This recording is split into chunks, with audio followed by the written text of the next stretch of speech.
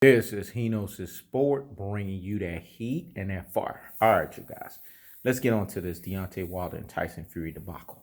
Listen, man. Again, is very much so like the Earl the True Spence fight and the Terrence Bud Crawford fight. Deontay Wilder and Tyson Fury, it all boils down to this. Bob Arum doesn't give two flying you know what's about Tyson Fury. Let me say that again. Bob Arum does not give two flying you know what about Tyson Fury. It's really about the fact that he knows Deontay Wilder deep down is going to flatline Tyson Fury in more emphatic and quicker fashion. It's about him getting the money. You see why he's so excited about this fight? Because he doesn't care about Tyson Fury. He knows that Tyson Fury is going to be completely irrelevant and obsolete. He's already halfway there from that first fight. The two hits that he got from Deontay Wilder was equivalent of basically three car crashes. Because you have to look at the second one. The second one was a technical knockout. A knockout in a fight is the equivalent of two car crashes. But two car crashes. And then he had the other knockdown. That's a car crash within itself. So he basically got into a car crash physically 3 times in that first fight. Now, when he fights Deontay Wilder is going to hit him with a right sledgehammer, which is going to be the equivalent of a fourth and a final car crash. This hit is going to completely obliterate Tyson Fury and is going to make him retire from the sport. Because Deontay Wilder has proven it to you. Go look at the Bermani-Stavern fight. Go look at the Luis Ortiz fight. When he gets into running back with you, he stops you in more emphatic fashion, in quicker fashion. This is why Tyson Fury wasn't running to get into a fight with Deontay Wilder, because he understood the alpha economics that is a Deontay Wilder. Remember, it's Bomb Squad. He's the Bronze Bomber, man. When he hits you, you feel the Bronze Bomber. You heard, you know what I'm saying, ex-people that have sparred with him like a David Hay. He said, man, Deontay Wilder, I've sparred with this guy. He hits you, it's like a sledgehammer. And it's so fast that when you don't even know it's coming. Deontay Wilder has knocked out David Hay in sparring. Vladimir Klitschko has been dropped in sparring by Deontay Wilder, only because Deontay Wilder took it easy on him, because Deontay Wilder looked up to him. And this was a Vladimir Klitschko that was a lot more fresher than when Anthony Joshua fight him and when a Tyson Fury fought him. And you got to look at Tyson Fury's boxing career. It's nothing but smoke and mirrors. The only person he beat was an older Vladimir Klitschko. Vladimir Klitschko was 39 years old when he fought him. When Anthony Joshua fought him, he damn near was pushing 41. So how can you be impressed by what these guys have done? And a 39-year-old Vladimir Klitschko was able to push Tyson Fury as long as he did before Tyson Fury could figure him out. A 40 to 41-year-old Vladimir Klitschko dropped Anthony Joshua. Could you imagine if it was Deontay Wilder that he fought? And you've heard him say, man, I've sparred Deontay Wilder. This guy's for real. He's legit. I see why he was a bronze medalist. I see why this guy went through the Olympics. Don't sleep on him. He has underrated boxing skills. Vladimir Klitschko has alluded to this. And we've seen Deontay Wilder's getting better. Like J. Diaz said, Deontay Wilder knows how to close the distance and close the real estate. He is the real estate house on the last end. The best house is always the house on the end of the real estate community. That's how J. Diaz described Deontay Wilder. The flashiest. But you know it's the best, and it's the unquestionably, undeniably the most expensive house. This is what Deontay Wilder is as a boxer, a complete package. Tyson Fury has no chance, but he's delaying the inevitable, because we saw that he wasn't, clamoring for the immediate running back.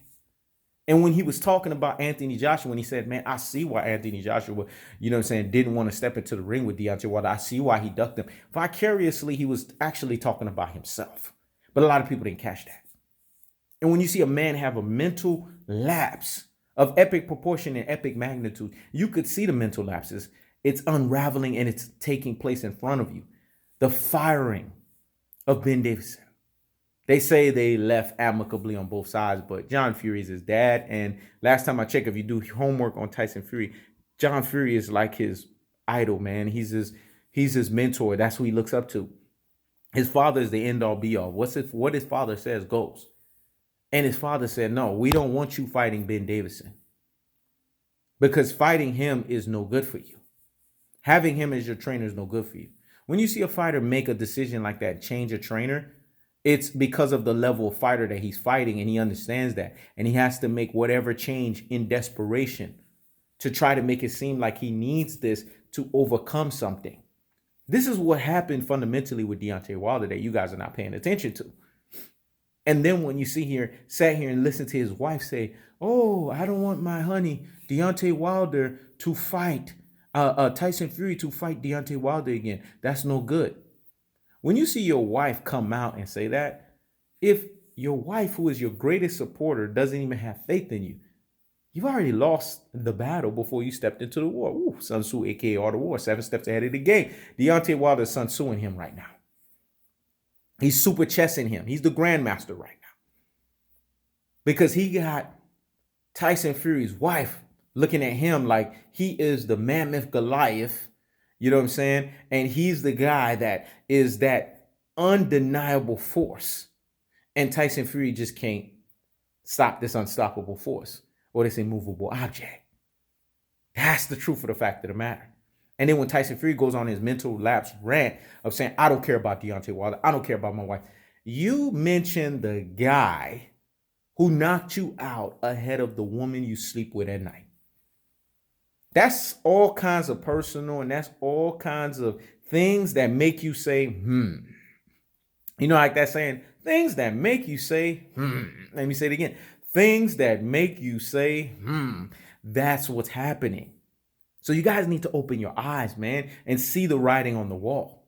Deontay Wilder is already living rent and space free in Tyson Fury's head and soaking up all the damn AC. Let me say it again. He's living rent and space free in Tyson Fury's head and soaking up all the damn AC, man. That's the truth of the fact of the matter. Folks need to wrap that around their brains. That Deontay Wilder is going to stop this guy. And Bob Arum doesn't care, because Bob Arum knows he's getting 50%. And this is Bob Arum's way of feeling like he's sticking it to Al Heyman, because he understands. And the reason why Bob Arum can get 50% is because what Tyson Fury brings to the table. He brings something to the table that's just as dynamic as Deontay Wilder. Not as a fighter, but in terms of everything else. He has cachet about himself. He's a trash talker. He happens to be a great white hope. All of these things make him linear to Deontay Wilder, even though he's not linear in anything to Deontay Wilder. But according to the public and the boxing fanship, right? So this is why Bob Arum's able to get 50%. And the fact that Bob Arum's able to get that, he's happy. It has nothing to do with Tyson Fury. If Tyson Fury gets knocked out in 1 second in the first round of the fight, that's not Bob Arum's problem. Because guess what? As the old car salesman, a.k.a. Shiesty MFer, he's getting paid. This is the ugly truths of boxing that people don't want to tell you, man. But the cold-hearted, unadulterated, cutthroat truth-teller coming in truth-telling fashion, a la He Knows the Sport, bringing you that what? That heat and that fire. And keeping the foot on the what? On the necks. And keeping the foot on the what? On the necks. And like the Tibetan mastiff that I am, I apply what? Unlimited pressure, because pressure does what? It bursts pipes, folks. We burst the damn pipes of telling you truth-telling fashion. This is the truth. Bob Arum doesn't care about Tyson Fury, but Tyson Fury is his most marketable fighter, more so than Vasily Lomachenko, more so than a Jose Ramirez, more so than a freaking Naoya Inoue, more so than now Terrence Bud Crawford. I don't know. I think he's the number 5th ranked guy in Top Rank. That's how he's promoted, but you get the drift. Bob Arum's making money off of him, so Bob Arum's happy. Anything that happens thereafter, so be it. You know how you could tell? Use Manny Pacquiao as an example. That's the guy that Bob Arum made the most money on him. When Manny Pacquiao became damaged goods, AARP retirement, Pac-Man style, he threw him away. Look how he talked about him. Oscar De La Hoya, he did the same thing to him when he became damaged goods. Floyd Mayweather had to leave. He didn't understand the level of greatness that he had in a la TBE of this generation, who really should be the fighter of the year, because he beat Manny Pacquiao and Canelo Alvarez. I mean, gave Canelo Alvarez a bachelor's degree in boxing lesson, and he damn near embarrassed Manny Pacquiao, damn near won 8-4, 9-3 rounds. But who's counting? The truth of the fact of the matter is Bob Arum could do it to those guys. That means it's open season for anybody. Your brain full of mush and you brainwash dodo heads. So Tyson Fury is going to get stopped. But the gist of what I'm saying is Bob Arum is going to get paid. And that's all he cares about. That's what the truth is.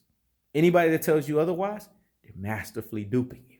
This is why you need to listen to He Knows the Sport. Because He Knows the Sport is always able to proselytize you into what we call Yoda School of boxing knowledge. Remember, boxing is a three-pronged monster. Economics, politics, pugilism. This is He Knows the Sport. Check it out.